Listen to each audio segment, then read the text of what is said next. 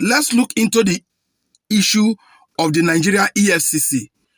Considering the antecedents and their mode of operation in Nigeria, it is only one can only but ask, based on what credibility is EFCC going after the lesser criminals? Because they can't even go after the real criminals in Nigeria. The real enemies of Nigeria that have brought Nigeria down financially and economically, EFCC don't go after them unless those that have been pointed by the power that been. Ordinarily, the EFCC within its natural power only has powers against the Yahoo boys. That is obvious. Every now and then, they arrest hundreds of thousands of Yahoo boys, but not even a single politician. Now, I have a video I just saw. And this video was when the Senate was screening the now EFCC chairman, Olu Kayode. I don't really know that man's name. The Senate President, Godswill Akpabio, said so much that I fell in love with. But before I continue, let me show you the video. I don't think we should waste time with the EFCC. We need to take a thorough look at the EFCC and look at whether the act setting up the EFCC even allows them to function, because there's too much discretion. I don't see how the EFCC will go and arrest a former governor and come through the rooftop as if they are taking Pablo Escobar yeah, but it happened. It happened to Rocha Sokorocha. They came through the roof, they broke through the POP, and it was calling live. Nigerians were the whole world watched. They removed the roof, went through the POP, broke it down, and they were going down with guns. Is that EFCC?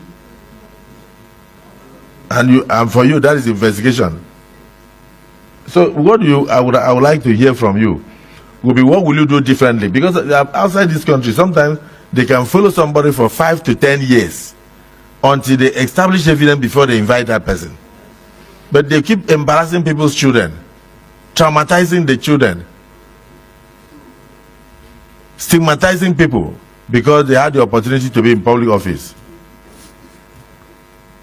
And even within the EFCC, properties that you recover, monies you recover, are stolen.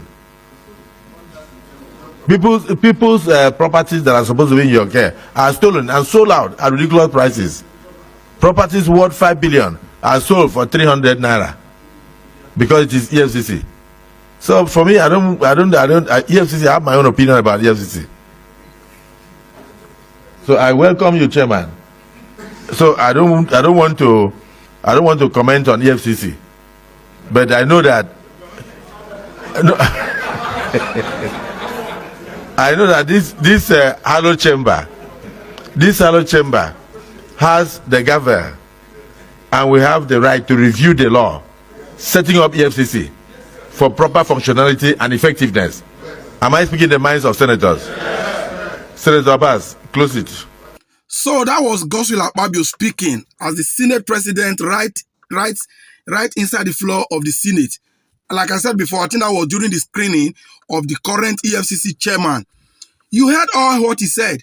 When the EFCC want to go after harmless Nigerians, they go like they are going to apprehend Pablo Escobar, not the one in Aso Rocco.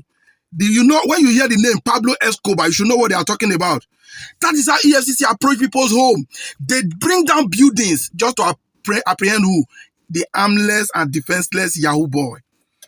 Whereas the real criminals cannot be touched. And come to the integrities of this EFCC.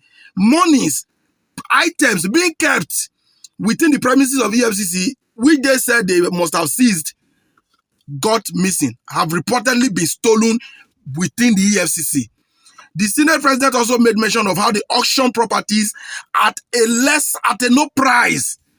Perhaps most times it goes among them. So I think the Senate President said so many things I love on this in regards to the EFCC. Their legality, are they even designed to function? Of course, EFCC is not designed to fight corruption, because corruption in Nigeria is in high places, not with the Yahoo boys. So he said, the Senate President, if you listen carefully, said in a civilized country, he said it can take 5 to 10 years to investigate a suspect, come out with evidence, and then they invite you. The EFCC burst into your house. They will arrest anybody on site, any human being, any living thing on site. They don't care. Believing that the moment you get to their station, there will be bail. This is animalistic. This EFCC, the last time I checked, actually lacks zero integrity. Lest we remember, lest we forget, I think Ibrahim Magu, we must still remember the case of Ibrahim Magu.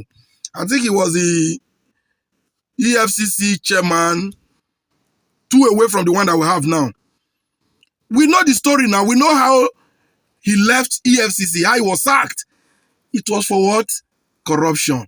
So if the body that claims to be fighting corruption is actually corrupt, then they are only victimizing the lower criminals. This is what I've always said. When the EFCC goes after the Yahoo boys, because the bigger thieves want to take from the smaller thief. It is as simple as that. And I think Akpabio in his speech reaffirmed that. So the EFCC, if Nigerians were to be a country where these youth are united, they have every reason to resist you. They have every reason, because you yourself, are you clean? They say you must go to equity, must go with clean hands. Is the EFCC clean? The other day, VDM attacked you guys that majority of your staffs are corrupt, which was an obvious fact. Perhaps that was what you went after him for. But he wasn't lying.